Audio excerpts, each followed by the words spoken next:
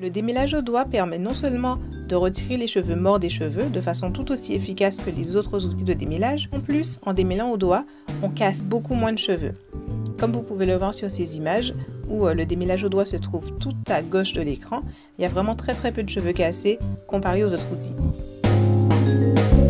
Je recommande de s'installer bien confortablement en disposant tous les outils dont on aura besoin bien autour de soi. Du coup, si vous n'avez pas de mouchoir ou d'essuie-tout pour enlever les cheveux au fur et à mesure de vos mains, ça peut devenir très vite très agaçant.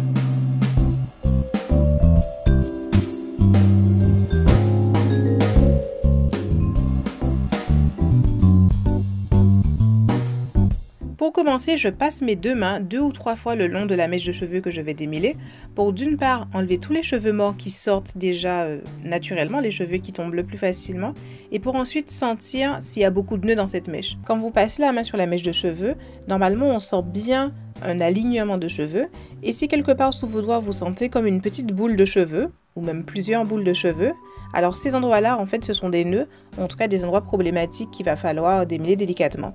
Et quand on démêle au peigne ou à la brosse, en général ces endroits-là sont les endroits où on arrache des cheveux facilement sans s'en rendre compte. Pour un démêlage au doigt, je ne vais pas démarrer tout au bout comme pour un démêlage au peigne. Je vais attraper la mèche à peu près à 1/3 de la fin, 1/3 des pointes. Et je vais commencer à écarter en fait les cheveux les uns des autres en utilisant mes deux mains. On essaye au maximum de libérer les cheveux un à un. Donc bien sûr, un à un littéralement ce serait trop difficile, donc on n'essaye pas vraiment de faire ça complètement, mais en tout cas le plus possible, le but est d'écarter les cheveux les uns des autres, de les séparer, et quand on rencontre un nœud, de défaire ce nœud également petit à petit en enlevant les cheveux un à un.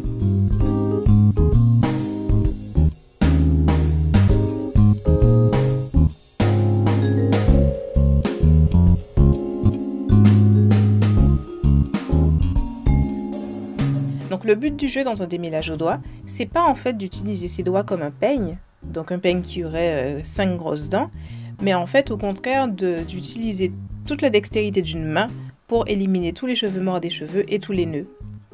En plus, si vous utilisez vos doigts un peu comme un râteau à passer dans vos cheveux, vous aurez plus de chances d'avoir les ongles qui s'accrochent dedans, et finalement un peu comme un peigne normal, d'avoir de la casse et des cheveux arrachés.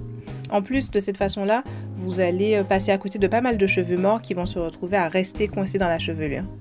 Si on rencontre un nœud qu'on n'arrive pas à défaire, on prend ses ciseaux et on le coupe, tout simplement.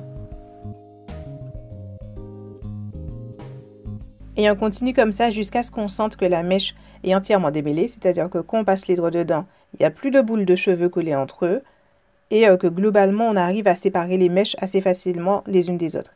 À ce moment-là, on fait simplement une grosse vanille, et on peut passer à la mèche suivante.